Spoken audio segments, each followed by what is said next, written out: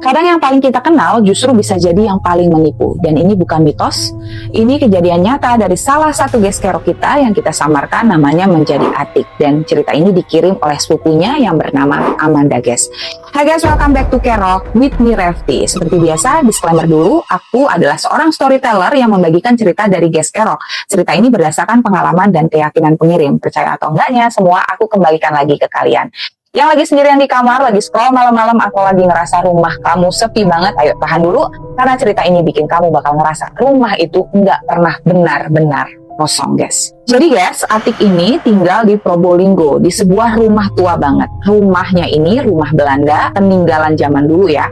Tinggi, besar, jendelanya lebar-lebar, lantainya ubin tua yang kalau diinjek bunyinya itu kerak-kerak gitu. Di depan rumahnya ada pohon mangga tua yang besar banget. Dan katanya kalau malam daunnya suka bunyi sendirian.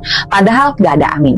Suaminya kerja shift malam di pabrik kertas leces gitu ya. Jadi hampir tiap malam Atik ini sendirian di rumah besar itu. Awalnya biasa aja nih, sampai suatu malam jam 9 lewat dikit suaminya pamit kerja ya seperti biasanya. Atik nih ngantar sampai depan pintu, lalu suaminya pergilah naik motor. Sekitar 15 menit kemudian, tok tok tok gitu. Atik kaget ya, siapa malam-malam gini pikirnya. Dia akhirnya buka pintu nih pelan-pelan. Dan guys, di depan pintu itu ada suaminya sendiri. Basah keringat, nafasnya agak berat, tapi wajahnya sama persis. Loh, kok balik? Ada apa? Gitu, tanya Atik nih bingung. Tapi anehnya suaminya itu nggak jawab. Dia langsung masuk rumah, lewat gitu aja. Dan Atik langsung mencium ada bau aneh, bukan bau manusia biasa. Karena ini tuh baunya kayak anyir, tapi juga dingin gitu.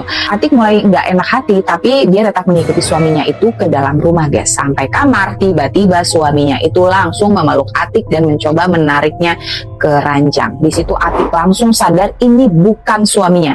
Dengan tangan gemetar, Atik mulai baca ayat kursi pelan-pelan. Semakin dia baca, pelukan itu makin kuat, makin dingin. Dan guys, di tengah gelap itu, Atik lihat sesuatu yang bikin dia hampir jatuh pingsan. Tangan suaminya itu penuh dengan bulu yang lebat, bukan tangan manusia, guys. Atik makin kencang baca doanya sampai tiba-tiba plak gitu ya, sosok itu seperti rusak, tubuhnya bergetar dan dalam hitungan detik hilang. Kosong, sunyi, cuma suara nafas Atik yang tersisa. Dengan panik, Atik langsung telepon suaminya.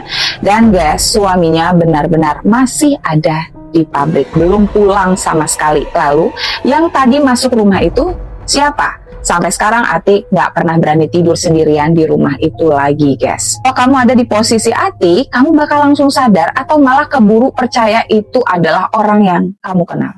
Tulis di komentar.